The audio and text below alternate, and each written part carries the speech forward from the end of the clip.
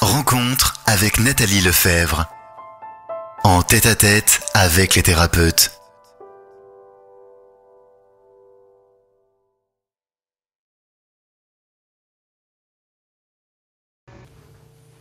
Bonjour mes très chers auditeurs, ravi de vous retrouver. Alors aujourd'hui on aborde un merveilleux sujet, celui de la méditation pour les enfants. Et on a un invité absolument surprenant de par son parcours. Il va nous en parler dans quelques instants. Bienvenue à Bernard Baudouin. Bonjour Bernard. Bonjour. Comment allez-vous ? Écoutez, je vais bien. Si vous allez bien, je vais bien. Je vais sublimement bien. Et c'est vrai que vous me disiez à l'instant que vous étiez un communicant, un très sympathique communicant. Je tiens juste à le souligner avant qu'on démarre l'émission. C'est très agréable, plein de sourires et puis surtout avec un bel état d'esprit que vous allez nous transmettre aujourd'hui. Oui, je crois qu'écoutez, il faut prendre les choses telles qu'elles sont. Et quand on regarde autour de soi, il n'y a aucune raison d'aller mal, de pas être bien, de pas être souriant, de pas être communiqué avec les autres. Ou alors vraiment, c'est qu'on n'a pas envie, quoi. Alors, cher Bernard, vous avez un parcours professionnel qui a été teinté de différentes expériences. Vous me disiez que vous avez travaillé dans la presse. Aujourd'hui, vous êtes auteur de nombreux ouvrages. Vous êtes peut-être aujourd'hui dans cette phase de transmission où vous avez toujours eu l'impression d'avoir des choses à transmettre. Ouais, c'est-à-dire que moi, j'ai toujours été un homme qui était un peu en quête, en fait, en quête de choses. Bon, quand j'étais tout jeune, je lisais 3 livres par jour, déjà, donc ça a mal commencé. Wow. et ensuite... Comment on peut avoir le temps de lire 3 livres par jour ? On fait que ça, presque.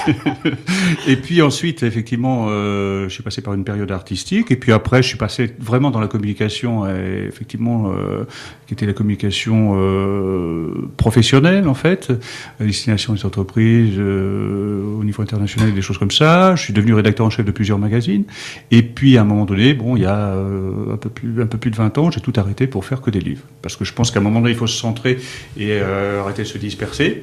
Et donc, du coup, voilà, je me suis attelé à cette tâche-là en essayant d'amener aux gens un regard extérieur qui soit pas avec une volonté d'enseigner des choses, mais de montrer les choses. Bon, par exemple, quand j'ai survolé tous les grands courants spirituels, par exemple, il n'était pas question de vendre une idéologie ou quoi que ce soit, mais simplement de dire aux gens, si vous avez envie de croire en quelque chose, avant de choisir une chose bien particulière sans savoir ce que sont les autres, allez un petit peu voir un peu partout et puis expérimenter, voilà. Et puis après, vous verrez. Donc, je suis un petit peu contre le fait d'avoir des jugements très directs et immédiats sur les choses. Je dis toujours, plutôt que dire que ça n'existe pas, renseignez-vous, instruisez-vous et après, vous pourrez vous faire une opinion, quoi. C'est sûr. On peut ne pas croire les choses, on peut dire je suis pas d'accord, mais dire que ça n'existe pas alors que il y a des centaines de références qui montrent que là, ça frôle l'inculte, quoi, un petit peu quelque part, quoi. Oui, puis de rester sur la théorie des choses sans l'expérimentation, c'est comme enlever un versant à la vie. Exactement. Je crois qu'il faut aussi, arrêter d'être totalement dépendant de l'extérieur et des choses qu'on essaie de nous vendre. En plus, on est dans un monde très commercial où effectivement, on essaie de nous vendre des idées, on essaie de nous vendre des formules, des modules, des cadres, dans un monde de communication, hein. Et donc, du coup, il faut, je pense, que les gens réapprennent à fonctionner par eux-mêmes, à avoir un vrai jugement, mais ça veut dire qu'il faut qu'ils sachent comment ils fonctionnent, ce dont ils ont besoin, et voilà, quoi.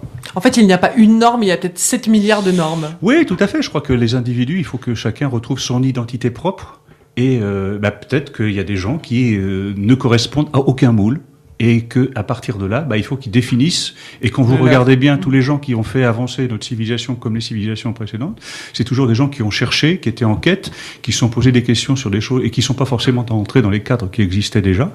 Et voilà. Et d'ailleurs, on le voit aujourd'hui dans la science. La science, aujourd'hui, les chercheurs, les vrais chercheurs, sont des gens qui, tous les 100 ou 150 ans, redécouvrent de nouvelles choses, font inventer. Donc, du coup, les vieilles conceptions sont jetées à la poubelle et on avance comme ça. Et donc, mais ce sont des gens qui n'acceptent pas pour autant de se fondre dans un moule et attendre que... C'est vrai qu'on est dans un univers, dans une société un petit peu où les gens sont mis en état de dépendance, quoi. Puis il faut faire preuve d'une grande humilité, j'imagine, quand on a été par exemple chercheur, qu'on a cru en un paradigme pendant 30 ans de recherche, et puis tout d'un coup tout ça est renversé. Tout à fait. Je crois qu'il faut aussi admettre qu'on est tout petit, hein. Je veux dire qu'on n'est pas grand chose et qu'on n'est qu'une infime partie d'un grand tout, en fait. Et donc je pense qu'il faut avoir l'humilité, et même quand on est dans la transmission, c'est pareil. Je veux dire, il faut pas... Bon, il y a Il y a des gens qui se perdent un peu dans la vocation de devenir un gourou. Ben, je sais bien, bon, ils n'ont pas résolu tous leurs problèmes d'ego, hein, quelque part, mais c'est un peu dommage pour les gens, pas pour eux, parce qu'à la limite, bon, c'est leur trajectoire, mais c'est un peu dommage pour les gens qui sont en face, parce que du coup, ça peut faire mal, quoi. Alors c'est vrai qu'il y a aussi des personnes qui sont un peu déifiées, et dans ce milieu du développement personnel, on s'en rend compte. Oui, tout à fait, mais je veux dire, c'est aussi le signe, ce qui permet de voir à quel niveau les gens placent la barre. Ouais. Vous savez, quand effectivement quelqu'un se prend pour le maître du monde et dit « moi j'ai raison, tous les autres ont tort », c'est un peu ce qu'on voit dans les religions aussi, c'est un petit peu suspect. Ou quand on essaie de vous vendre déjà pas mal de choses, de faire payer pas mal de choses avant que ça ait des effets particuliers, il faut se poser des questions, quoi. C'est-à-dire les gens qui sont véritablement dans le sens et qui sont vraiment véritablement dans la transmission sont un petit peu à l'écart de ces modes de fonctionnement, quoi. Alors après, ils sont parfois mis sur un piédestal, c'est vrai, à juste titre d'ailleurs, parce qu'ils transmettent des choses absolument passionnantes et intéressantes, mais c'est peut-être les gens qui ensuite reçoivent ces messages qui devraient se placer à la même hauteur et se dire je suis moi-même porteur de mon propre message. Bah, oui, tout à fait. Et puis je crois qu'il faut pas se laisser embarquer par le système. C'est-à-dire que le système, il y a un système effectivement qui amène de starification, si vous voulez, qui amène à faire des gens des icônes, si vous voulez, et on n'est pas obligé d'accepter ça, quoi. On n'est pas obligé d'accepter, voilà. Je sais que moi, il y a des émissions de télévision que je refuse, et des radios que je refuse, parce que je n'ai pas vraiment envie d'être le faire-valoir d'un animateur, quoi. Je veux dire, bon, c'est pas... Moi, j'essaie de transmettre des choses, mais pas de transmettre combien l'animateur est génial, quoi. Alors, même si vous êtes génial, ça n'enlève rien. Mais vous êtes là, donc bon, la question se pose pas. non, c'est vrai, je vous suis tout à fait. Alors Bernard, on va peut-être revenir à l'autre sujet, qui est la méditation pour les enfants. Expliquez-nous, qu'est-ce qui vous a poussé à écrire cet ouvrage? Est-ce que vous aviez des enfants qui étaient un peu agités, il fallait un peu les calmer? Racontez-nous. Alors écoutez, moi j'avais déjà écrit 2 ouvrages sur la méditation. Parce qu'effectivement, c'était une approche... bon, vous savez, la méditation, c'est quelque chose qui existe depuis très longtemps. Dans un certain nombre de civilisations, il y avait déjà, dans les courants spirituels, des gens qui effectivement pratiquaient cette espèce d'introspection, si vous voulez.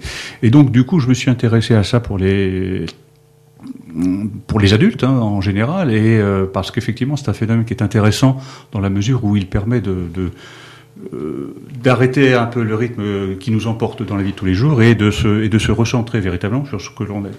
Et donc, le projet est né à la suite de ça, sur le fait d'écrire un livre sur les enfants, parce qu'effectivement, le monde d'aujourd'hui et le monde de demain, de toute façon, c'est les enfants qui ont 5 ans aujourd'hui, hein, pas de problème.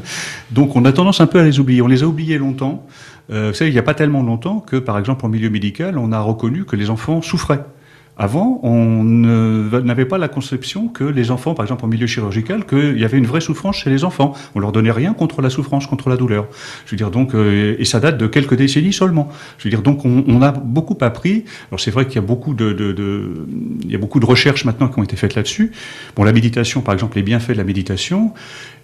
Rien que pour la méditation en général, il y a plus de 750 études internationales qui ont été faites sur la méditation. Donc, et qui démontrent qu'effectivement, il y a des bienfaits et que ça apporte énormément de choses positives.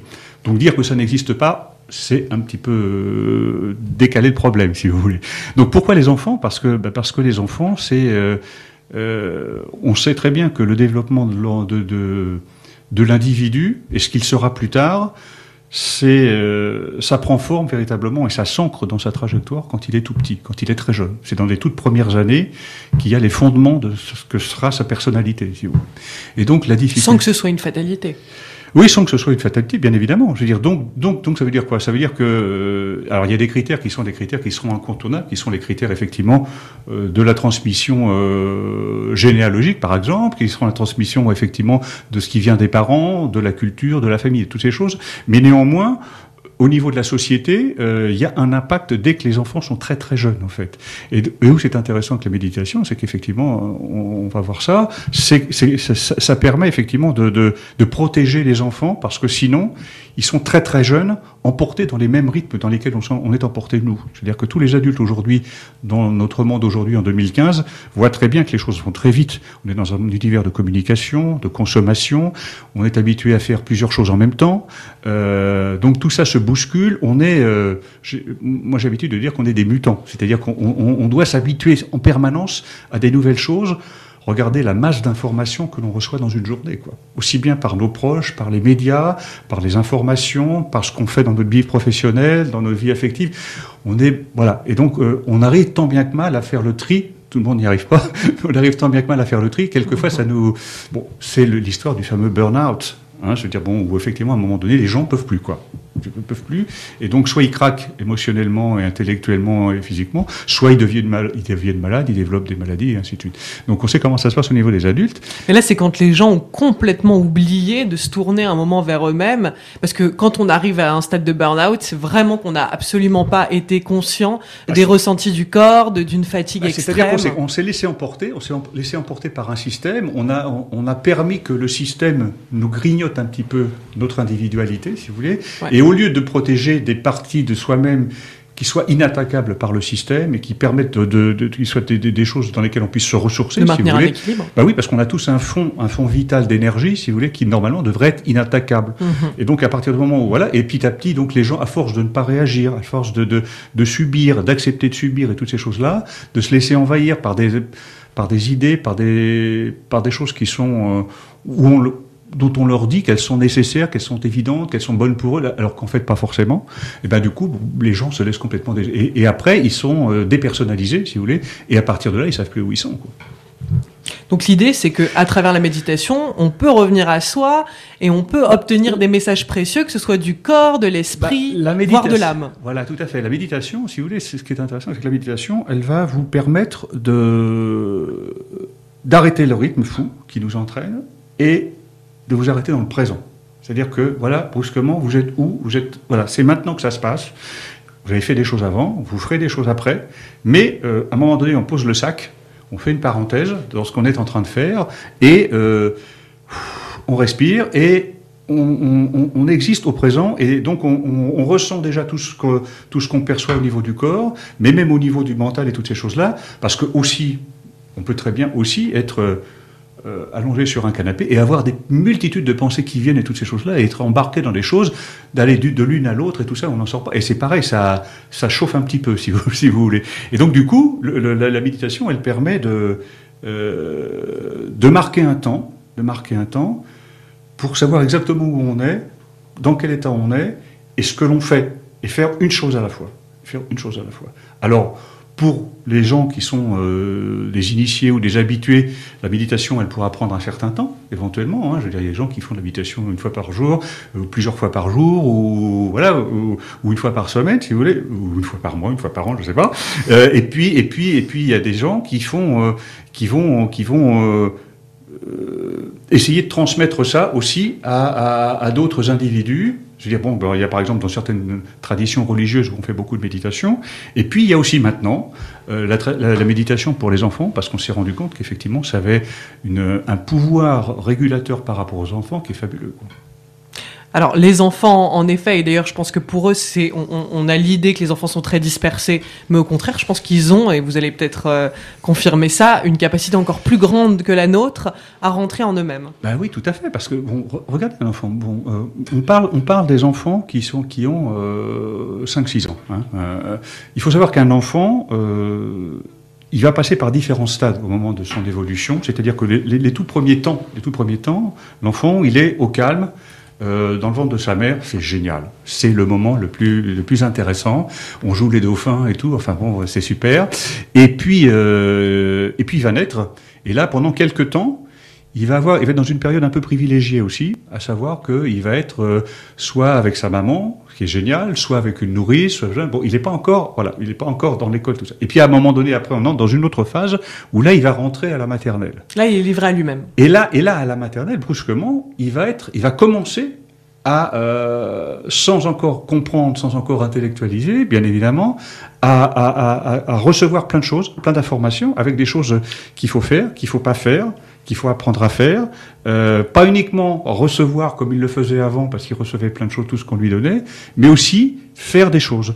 Et puis pas les faire n'importe comment, essayer de les faire bien, et toutes ces choses-là. Donc ça c'est encore un matériel, ça va. Et après on entre à l'école, et là, ça devient encore beaucoup plus compliqué, parce qu'effectivement, là il y a plein de choses, et il va falloir bien faire les choses, il va falloir les apprendre, il va falloir les reproduire, et puis il va falloir faire plaisir à la maîtresse, faire plaisir aux parents, enfin il y a plein de choses, et on entre dans un univers qui va être complètement... Et ce qu'il faut savoir, c'est que parallèlement à ça, biologiquement parlant, l'enfant, il a impérativement besoin de passer par différents paliers en termes d'évolution biologique, si vous voulez. C'est-à-dire que le développement cognitif, le développement intellectuel, toutes ces choses-là, il faut pas brûler les étapes. C'est très important, si vous voulez.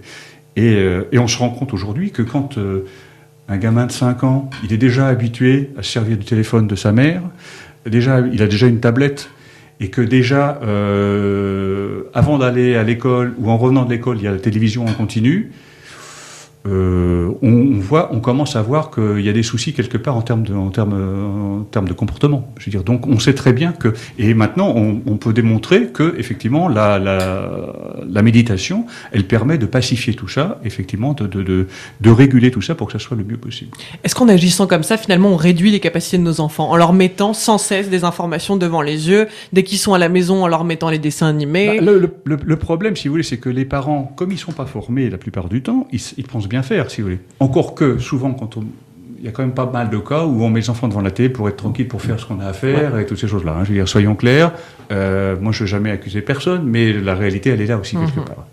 Bon, il faut savoir que, effectivement, c'est un problème de gestion d'informations, si vous voulez. C'est-à-dire qu'ils ont des informations qui viennent de tous les côtés, quoi. Je veux dire, et donc, du coup, ça fait beaucoup de choses. On se rend pas compte parce que nous, qui sommes débutants, on a l'habitude de gérer plein de choses en même temps. On gère notre vie professionnelle, notre vie affective, le ménage, les courriers, les chèques pour les impôts. Enfin, je veux dire, on gère plein de choses en même temps. Ou pas, d'ailleurs. On en oublie peut-être un et souvent ça passe. On gère plein de choses en même temps, si vous voulez, parce qu'on a acquis une gymnastique intellectuelle par rapport à ça. L'enfant, en très bas âge, il n'a pas tout ça. Il n'a pas tout ça. Et donc, du coup, ce sont des choses, en plus, qu'on ne va pas lui expliquer. Vous voyez ce que je veux dire? On va pas lui expliquer. C'est-à-dire que, par exemple, vous allez lui donner la télévision. Dans la télévision, il reçoit des images, mais il comprend pas l'histoire.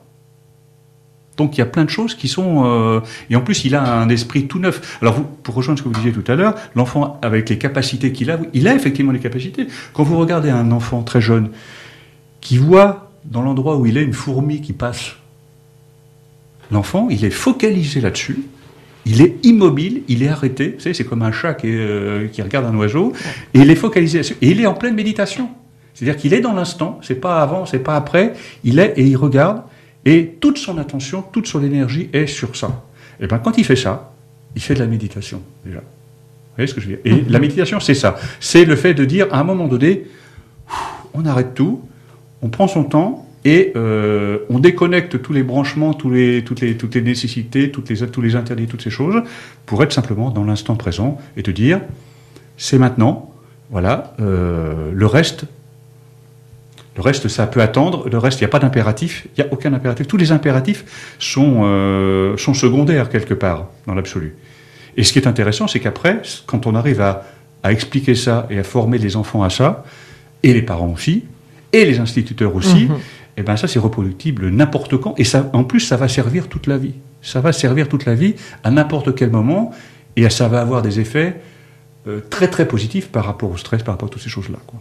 Non, mais c'est vrai que les enfants ont une capacité d'écoute, en fait, à partir du moment où ça les intéresse, et même quand on parle à un enfant de quelque chose qui l'intéresse, il est là et il met une attention absolument incroyable. Enfin, la concentration que déploie un enfant dans son regard quand vous êtes en train de lui parler, voilà, évidemment, il faut que ce soit quelque chose qui l'intéresse, sinon il va très vite partir. Oui, et puis il faut savoir aussi que moi, pour avoir travaillé dans le milieu de la communication, le milieu de la communication, c'est un milieu qui est un milieu marchand. Donc il va essayer de vendre des choses. Et vendre des choses pour que les parents achètent. Donc il va vendre des choses aux enfants dans les images qu'il va leur donner, dans les sons qu'il va leur donner, dans les histoires qu'il va leur donner, qui vont pas être des choses pour les nourrir intellectuellement ou nourrir leur développement, mais simplement pour qu'il y ait des une bons démarche. Consommateurs futurs. Bien évidemment, mais même pas plus tard, tout de suite. Tout de suite. Ouais. C'est pour tout de suite, parce que qui est-ce qui va demander à maman d'acheter telle marque de bonbons ou acheter telle marque de gâteaux ou faire une crise dans le magasin parce qu'il n'a pas la marque qui correspond à ce qu'il a vu à la télévision? Ouais. C'est comme ça que ça fonctionne. Vous savez, il y a des études qui sont parues sur le discours subliminal qu'il y a par le biais des enfants pour que les parents achètent. Je veux dire, donc c'est aussi simple que ça. La méditation, elle sert un peu à déprogrammer ça. Alors on jette pas tout, on jette pas le bébé avec l'eau du vin, mais je veux dire, mais néanmoins, faut faire la part des choses. C'est-à-dire, faut que l'enfant sache qu'effectivement, à un moment donné, il est pas obligé de faire comme on lui dit tout ça. Il reçoit aussi, il perçoit aussi lui des choses qui sont. Faut l'amener à découvrir sa propre identité en fait, et qu'il a une possibilité de jugement, et qu'il a une possibilité d'interaction, si vous voulez. Et ça, c'est intéressant parce qu'en fait, tous les impératifs qu'il reçoit, toutes les choses négatives qu'il reçoit à longueur de temps, c'est déstabilisant pour lui. Et ce qui est déstabilisant pour un très jeune enfant, ça veut dire qu'à un moment donné, il y a perte d'estime de soi, dispersion d'identité. On ne sait pas où on est. Est-ce qu'il faut qu'on corresponde au personnage du dessin animé? Est-ce qu'il faut qu'on corresponde au petit copain qui est à côté faire la même chose que lui à l'école? Est-ce que, vous voyez, il y a parce qu'inconsciemment, est-ce qu'il sait qu'il est manipulé inconsciemment finalement? On lui enlève un peu sa propre capacité de réflexion et d'action. Au départ, il ne sait pas qu'il est manipulé, bien évidemment, puisque ce qu'il reçoit, si vous voulez, c'est comme une éponge. Il n'a pas de capacité de recul, si vous voulez. Il n'a pas de capacité de recul. C'est-à-dire on lui dit, voilà, prends ça, ce sont des images, il faut manger ça, il faut faire ça. Il faut que ce jouet va te rendre heureux. Exactement, il faut qu'à l'école que tu sois machin. Et d'ailleurs, regardez à l'école les stress à l'école et les choses qui sont catastrophiques. C'est-à-dire que par exemple, il y a beaucoup d'enfants qui ont des problèmes comportementaux à l'école simplement parce que ils n'arrivent pas à ressembler à qui ils doivent ressembler dans la classe. Ils n'arrivent pas effectivement à ressembler au modèle que la maîtresse veut faire et ainsi de suite. Tout ça. Donc ça veut dire que pour l'enfant, ça devient compliqué parce que les enfants, ils en parlent pas quand ils ont cet âge-là ou un tout petit peu plus vieux. Mais il y a beaucoup de problèmes. C'est-à-dire qu'il faut être dans le même groupe avec l'école. Il faut avoir des copains. Il faut être bien en fonction de ce que papa et maman disent. Il faut avoir des bonnes notes parce que sinon, papa et maman vont pas être contents ou la maîtresse va pas être contente. Et donc, je suis nul, donc je suis pas bon. En plus, si vous avez des parents qui appuient dans le sens négatif et toutes ces choses-là, c'est déstructurant, ça va très loin. Mmh. Alors parlons peut-être de la pratique. Oui. Là, on mettait en évidence l'idée que de toute façon un enfant, il est capable d'être dans des états méditatifs, à savoir des états de pleine conscience très régulièrement dans son quotidien. Ouais. Est-ce que c'est important à un moment de lui donner quelques outils aussi pour retrouver cet état-là sans qu'il y ait forcément une fourmi qui soit en train de traverser la route? Oui, tout à fait. Vous savez, je crois que ce qui est important, c'est qu'effectivement... il y a des grands maîtres tibétains notamment qui disent ne croyez pas ce qu'on vous dit, croyez simplement que ce que vous expérimentez. C'est le Dalai Lama qui disait ça. Et donc du coup, à partir de là, c'est aussi simple que ça. C'est-à-dire qu'un enfant, si vous lui montrez le chemin, si vous lui montrez comment faire, il a les capacités pour. S'il a la capacité pour se focaliser sur une fourmi qui passe devant lui, il a la capacité pour comprendre que voilà. Donc à partir de là, il faut lui montrer que s'il arrive à ne penser à rien d'autre qu'à sa respiration, par exemple. Si on lui demande, par exemple, de rien faire, de ne rien dire, de rester tranquille, et puis d'essayer d'écouter son cœur, par exemple, brusquement, c'est quelque chose qui est intéressant, qui va l'impliquer, toutes ces choses-là. Si c'est bien fait, si c'est bien amené, c'est quelque chose qui va... Et une fois que l'enfant aura expérimenté quelquefois une méditation, si vous voulez, qui va durer, à cet âge-là, ça dure quoi? Ça dure 5 minutes, 6 minutes, c'est tout, c'est pas plus. Hein. Je veux dire, il ne s'agit pas non plus d'en faire des lamas non plus. Hein. Je veux dire, il faut se calmer. Et du coup, ça veut dire qu'il faut... après, l'enfant, il saura... Alors après, il pourra le reproduire, éventuellement, si c'est des choses qui sont à l'école, parce qu'il y a des expérimentations dont on pourra parler qui sont à l'école maintenant, ou si c'est en famille, il pourra le refaire avec des gens de sa famille, mais éventuellement, il pourra aussi demander, à un moment donné, à le faire tout seul. Je veux dire, s'il sait comment faire, si c'est comment penser, si c'est quel est le cheminement de la pensée pour arriver à poser les choses, arrêter le cours des pensées, fixer sur une seule chose à la fois. bon bah il pourra refaire ça n'importe où, n'importe quand. Et puis finalement, les enfants sont aussi très en proie à leurs émotions. Moi, j'ai travaillé dans une école pendant quelques temps, et c'est vrai que je voyais quand il y a une dispute et qu'une petite fille, bah, sa meilleure amie veut plus lui parler, mais tout d'un coup, elle est en larmes. Et il faut prendre ça au sérieux parce Bien que sûr. elle le vit avec une telle tristesse. Dans ce moment-là, elle est tellement malheureuse que je pense qu'il faut prendre ce temps pour l'écouter, pour l'accueillir. Est-ce que cet espace de méditation, on peut aussi leur inculquer que dans tous les moments où ils sont un peu submergés par leurs émotions, ce serait peut-être bien d'aller justement réécouter un peu les battements de son cœur et sa respiration. Ce qui est intéressant, c'est que ça montre que ça peut montrer aussi que les choses n'ont que l'importance qu'on leur donne déjà. C'est-à-dire que quoi qu'il arrive, c'est pas la fin du monde. Ils vont pas mourir parce qu'il y a le petit copain qui les aime plus. Hein, les faire relativiser.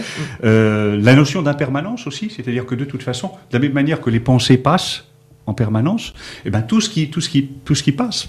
Hein, je veux dire, c'est le cas de le dire. Et donc ça veut dire quoi? Ça veut dire que rien n'est aussi terrible que ça, quoi. Rien n'est aussi terrible que ça, et que quelque part leur faire comprendre que les choses ont l'importance qu'on leur donne. C'est-à-dire que quelque part, c'est bien si la petite fille en question a des petites copines, et s'il y a une petite copine qui l'aime plus ou qui lui fait une histoire que ça va mal et tout ça, ça va peut-être passer, et puis sinon, bon, peut-être que c'était pas la bonne petite copine et que voilà, quoi. Je veux dire, donc, vous voyez, il y a toujours matière à relativiser et surtout à pas se laisser entraîner à faire des films, entre guillemets. Vous voyez ce que je veux dire? C'est-à-dire brusquement se dire, mais oui, mais c'est parce que elle m'aime plus, c'est parce que un tel lui a dit que, l'autre qui était pas méchant. d'interprétation. Voilà, tout à fait. Je veux dire, et dans les temps de méditation, il n'y a pas d'interprétation, il n'y a pas de jugement, il n'y a pas de, on est dans l'instant présent, Voilà. On écoute simplement, on fait une pause, on fait une parenthèse, on arrête tout, et quand on relance la machine, eh ben, on est calme à l'intérieur et ça permet de prendre un recul par rapport à ce qui se passe, quoi. Alors Bernard, on parle beaucoup ces derniers temps d'enfants hyperactifs et notamment de traitements très invasifs qu'on leur donne, des traitements médicamenteux très très lourds. La méditation est un outil sans effet secondaire absolument extraordinaire pour gérer ces problématiques d'hyperactivité. Évidemment, parce que pourquoi est-ce qu'un enfant va être hyperactif? C'est ça qui est intéressant. Ce qui est intéressant, c'est pas... Vous savez, on parle on parle des effets, on parle des remèdes, mais il faut remonter en amont. Je veux dire, pourquoi est-ce qu'un enfant va être hyperactif? Ça peut être une forme de langage, ça peut être effectivement une forme de résistance à des choses qu'il ne peut pas gérer aussi. Hein. Je veux dire, bon, les enfants souvent hyperactifs, c'est les enfants qui ont besoin d'être vus, qui ont besoin d'être reconnus, qui ont besoin d'être aimés.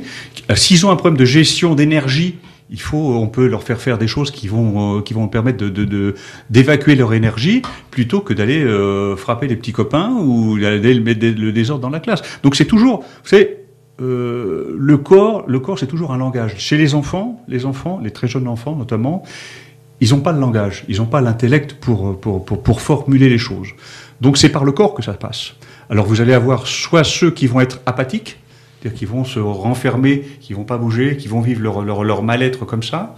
Vous allez avoir ceux qui vont effectivement, au contraire, aller vers l'extérieur et du coup envoyer des messages qui veulent simplement dire qu'il y a un mal-être, qu'il y a quelque chose qui va pas, qu'il y a un déséquilibre quelque part et que chaos intérieur. Voilà, tout à fait. Il y a toujours, c'est toujours une forme de langage. Et puis vous avez une troisième forme qui est la forme de la maladie, c'est-à-dire que bon, effectivement, beaucoup de problèmes d'insomnie, beaucoup de problèmes de maux de tête ou des choses comme ça chez les enfants sont des problèmes ou de pipi au lit ou des choses comme ça. Ce sont des choses qui viennent des problèmes de gestion, si vous voulez. Et effectivement, ce sont des formes de langage aussi quelque part, quoi. Là, j'avais un message qui me venait, qui était autour de l'idée de la peur du vide. Les enfants n'ont pas peur du vide comme nous, les adultes. Oui, tout à fait. Mais alors vous parlez de la peur du vide. Alors, regardez par exemple, on parlait du sommeil à l'instant. Je veux dire, bon, la peur du noir, par exemple, ou des choses comme ça. Ça, c'est aussi une chose. À partir du moment où l'enfant est calé dans son identité ou a priori, on va au-delà de ça. Il y a pas de raison d'avoir plus peur du noir que du jour ou des choses comme ça. La peur du vide, c'est pareil. Je veux dire, le vide. On a peur du vide. Là, vous montez sur la table, vous regardez par terre, vous pouvez avoir peur du vide. Si vous décidez d'avoir peur du vide, vous voyez ce que je veux dire. Ouais. Un enfant, on peut aussi lui montrer qu'il n'y a aucune raison d'avoir peur du vide à partir du moment où il est sur quelque chose de stable.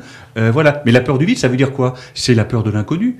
Et quand, effectivement, on vous impose des comportements, on vous impose des modes de fonctionnement et toutes ces choses-là, qui sont à cet âge-là totalement inconnus. C'est-à-dire que l'enfant, il sort effectivement de la période où il était à la maternelle, où il était peut-être avec une nourrice et tout ça, et il se retrouve à l'école, il se retrouve au CP, des choses-là, et là, brusquement, il y a plein de choses qui arrivent, quoi. Je veux dire, il y a plein de choses qui arrivent en même temps.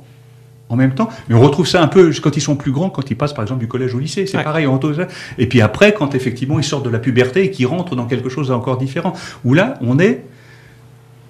Alors le mode de gestion n'est pas le même quand on sort de la puberté que quand on a 5 ans ou 6 ans, si vous voulez. Mais néanmoins, il y a plein de choses inconnues, si vous voulez, et après, on réagit comme on peut, quoi. Est-ce qu'on est accompagné? Est-ce qu'on n'est pas accompagné? Est-ce qu'on a des moyens? Est-ce qu'on n'a pas des moyens? Mais c'est vrai que, j'ai l'impression que les enfants ont beaucoup moins peur du silence, ils ont beaucoup moins peur d'espace, en fait, où l'adulte, lui, chercherait à remplir et à combler absolument. Peut-être que l'enfant, il laisse beaucoup plus d'espace. D'ailleurs, on dit souvent, il faut laisser les enfants s'ennuyer, c'est très important, ça fait, ça permet de développer leur créativité. Mais si vous regardez bien, souvent, quand il y a une animation en permanence dans une maison, ou la télé en fond sonore en permanence, ou la musique en fond sonore en permanence, c'est pas du fait des enfants, c'est du fait des parents. C'est les parents qui vont systématiquement, dès que l'enfant rentre de l'école, lui dire tu veux un petit dessin animé? Jusqu'à 7h le soir de manger, quoi. Vous voyez ce que je veux dire? Bon, le problème, c'est qu'il est rentré à 4h30. De 4h30 à 7h, il fait, voilà, quoi. Et il en a pris déjà le matin avant d'aller à l'école. Et le midi, s'il est revenu manger à la maison. Donc, à un moment donné, voilà, la problématique, c'est souvent, on se rend pas compte. Les gens ne se rendent pas compte. C'est là que je disais tout à l'heure, c'est que je comprends pas qu'il n'y ait pas de formation à ce niveau-là, au niveau des parents, un minimum, si vous voulez. Il ne s'agit pas de les embrigader dans une formation, mais de faire comprendre aux gens comment fonctionnent les enfants, comment ils évoluent au départ, et comment un petit esprit qui arrive au monde et qui va devoir se former, si vous voulez, peut être maltraité par plein de choses qu'il ne gère pas, et qu'on ne l'aide pas à gérer, en fait, surtout.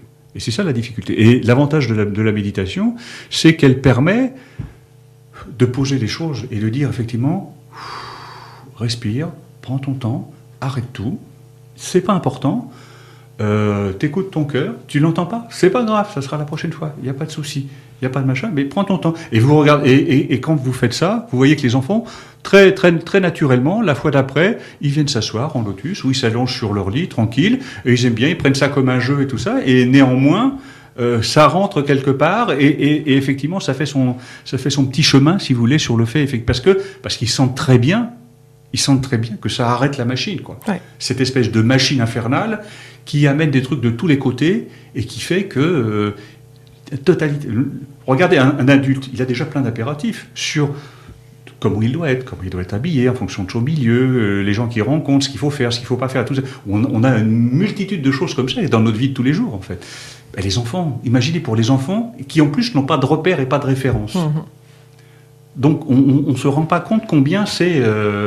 Et on voit la différence entre les enfants anxiogènes, les enfants qui sont nés dans les années avant les années 70 et les enfants de maintenant, quoi. Je veux dire, maintenant, il y a des sources nuisibles, si vous voulez, qui sont beaucoup plus nombreuses. Bien sûr. Et puis ça leur permet d'atteindre un bien-être, et je pense que quand un enfant s'est senti bien, qu'après il avait l'impression d'avoir créé un espace en lui où il y avait justement beaucoup de créativité qui pouvait émerger, il avait peut-être des pensées beaucoup plus agréables, peut-être que ses devoirs il les voyait de manière plus positive aussi. On va peut-être parler de la concentration, j'imagine qu'il y a des choses qui ont été faites à l'école à travers l'expérimentation de la méditation. Les enfants se concentrent beaucoup mieux. De toute façon, les résultats scolaires sont sans commune mesure avec ce qui se passe. Bon, il y a des expérimentations qui ont été faites. La méditation à l'école, ça a été fait au départ aux États-Unis. Au début des années 70, ça a commencé en fait aux États-Unis, où effectivement on a commencé à travailler ça avec les personnels soignants. Les personnels soignants parce qu'ils étaient face à des cas qui étaient assez compliqués. Ensuite, on est passé aux malades. Maintenant, aux États-Unis, il y a plus de 600 cliniques qui font que ça, qui ont introduit la méditation effectivement dans leur protocole, en fait. C'est-à-dire, donc ça permet effectivement de jongler sur la douleur, de jongler sur effectivement la perception de toutes ces choses. Pour ce qui est de l'école, par exemple, les Pays-Bas sont un pays très précurseur au niveau de l'école, où effectivement Hélène Snell, par exemple, a mis en place un protocole de méditation à intégrer dans le cursus scolaire des petits enfants, en fait, et tellement intéressant que l'État hollandais propose maintenant à des enseignants, à des maîtres, une formation gratuite pour tous ceux qui veulent intégrer ça dans leur classe, intégrer ça dans leur cours. Bon, en France, il y a 2 expérimentations qui sont en cours dans les collèges, un dans le Pas-de-Calais et un à Aix-en-Provence, mais ça va se développer, bien évidemment. Ça donne tellement des résultats en termes de concentration, en termes de créativité. Je veux dire, ça permet effectivement que l'enfant, au lieu d'être replié sur lui-même pour se protéger par rapport à toutes les choses qui l'agressent, si vous voulez, comme il a une perception qui le désensibilise par rapport à ces choses-là, du coup, il s'ouvre. Et du coup, il s'ouvre, et donc du coup, il devient meilleur à l'écoute, plus créatif, plus concentré aussi. On voit que les temps de concentration deviennent plus grands, en fait. Et puis voilà. Et le sommeil est meilleur. Donc, c'est que du bénéfice, quoi. Puis on dit souvent que finalement, l'endroit où l'on se place, c'est ce qui est le plus important. J'ai l'impression que la méditation, c'est aussi un sas où on s'est levé le matin, on était avec les parents, c'était peut-être un peu le stress, et puis tout d'un coup, on arrive à l'école, et avant de démarrer la journée, on prend ce temps avec tous les copains, toute la classe, et la maîtresse ou le maître y compris, pour tout d'un coup tous se placer, peut-être sur la même vibration. Oui, tout à fait. Et ce qui est intéressant, c'est qu'effectivement, à l'école, ça permet effectivement en plus d'avoir... de se raccorder au groupe dans la même respiration, si vous voulez. C'est-à-dire que quand on demande à des jeunes enfants, effectivement, de respirer, de prendre le temps d'inspirer, de retenir leur souffle, d'expirer, toutes ces choses-là, et qui sont 10, 15 ou 20 à le faire en même temps, une espèce d'égrégore qui se crée, si vous voulez, qui fait que, brusquement, dans la classe, il se passe un truc, quoi. Je veux dire, on est dans un nuage où le temps est arrêté, on est dans une parenthèse temporelle, si vous voulez, c'est intéressant. Alors, ce qui est intéressant, c'est que ça peut être fait soit, effectivement, en début de journée ou en début de séance, mais ça peut aussi se faire, dans certains cas, à un moment donné où ça dégénère un peu dans la classe, quoi. On dit, bon, allez, stop, on arrête tout, on se pose et on va calmer tout ça. Maintenant, ça va bien, voilà, on fait ça, on s'énerve pas, c'est pas la peine, ça sert à rien, ça ne change rien. Par contre, on va faire ça. Et même chose à la maison. À la maison, ce qui est intéressant, c'est que à la maison, ça peut être n'importe quand. Vous voyez ce que je veux dire? C'est-à-dire qu'on peut. Ce qui est intéressant, c'est qu'effectivement, si on commence à faire de la méditation avec les petits à la maison, bon, ça serait intéressant qu'ils puissent en faire toute la semaine. Au moins une fois dans la semaine, si vous voulez. Mais si c'est plus régulier que ça, après, il n'y a pas d'impératif. Il ne s'agit pas non plus de dire 6h moins le quart, tout le monde debout, on fait de la méditation et tout. C'est pas ça. C'est-à-dire, il faut que ça soit un moment ludique, quelque chose d'intéressant, un petit repère, voilà. Et puis, qu'à un moment donné, il se passe un truc compliqué, tout ça. Bon, on arrête. Il est 10h du matin ou il est 5h de l'après-midi. On arrête, on prend 5 minutes, on se pose, et puis voilà, quoi. Donc c'est ça qui est intéressant. Alors ce qui est différent avec la famille, c'est que l'enfant normalement se sent en confiance. Enfin évidemment tout dépend des familles, mais dans l'espace de l'école, on lui demande de sociabiliser. C'est vrai que parfois les enfants sont un peu agressifs entre eux, parfois ils sont dans le jugement. Je pense que la méditation leur permet, comme vous le disiez, de se rapprocher en fait, de se sentir unis les uns aux autres. Oui, tout à fait. Et puis ça permet aussi qu'il y ait, ça développe le respect aussi. Je veux dire, quand ça développe l'écoute, c'est le respect, c'est-à-dire que ça développe aussi la différence. C'est-à-dire que quelque part, vous savez, quand je disais tout à l'heure qu'un enfant va avoir du mal à se situer et en perd d'identité parce qu'effectivement, il ne sait pas où il est, toutes ces choses-là, la méditation, ça va l'aider à se structurer, et à comprendre que, certes, il est dans une classe avec les autres, qui suit un enseignement avec tous les autres, mais qu'il n'a pas besoin d'être systématiquement comme les autres, quoi. Je veux dire, il ne doit pas être forcément avoir la même note que le copain, quoi. Je veux dire, il est différent. Ils sont tous différents. Il sera jamais comme les autres. Vous voyez ce que je veux dire? Et donc, du coup, il faut que, voilà, bon, et c'est pareil. Alors après, on retrouve ça dans le discours des parents, où les parents disent, il faut que tu fasses comme le petit copain, et lui, il a 9, toi, tu dois avoir 9, machin. Donc, les parents continuent à implanter des choses qui sont des choses qui compliquent les choses. Mais l'enfant, il faut qu'il apprenne, lui, à accepter qu'il a une personnalité, qu'il a une identité, qu'il peut réfléchir, qu'il peut comprendre. Si ça va pas, qu'il peut dire que ça va pas, et en ce moment-là, on essaie de trouver des solutions. Mais quelque part, c'est aussi l'aider à se construire. C'est aussi l'aider à se construire que de lui dire qu'est-ce que tu penses, qu'est-ce que tu en penses, pourquoi ça va pas, et ainsi de suite. Puis l'accompagner dans le fait de commencer à façonner son propre moule, comme on le disait en début d'émission. Parce que tous sont différents, et après de voir effectivement comment il peut jongler aussi avec le poids du bagage avec lequel il arrive. Parce que quelle culture, quelle famille, quelle chose, il y a des choses des fois qui sont très très lourdes dans les familles. Donc l'école permet aussi de de pacifier ça, je veux dire d'uniformiser un petit peu cette approche-là pour aider à ce que les enfants parlent, parce que forcément il y a des origines diverses, il y a des familles diverses, il y a des niveaux sociaux qui sont différents et toutes ces choses-là. Ça permet de la même manière qu'on parle par exemple de mettre les blouses ou de mettre les uniformes ou des choses comme ça. C'est pas pour encadrer, si vous voulez, mais effectivement ça permet effectivement de remettre tout le monde un petit peu au même niveau et qu'il n'y ait pas des différenciations qui soient négatives en fait.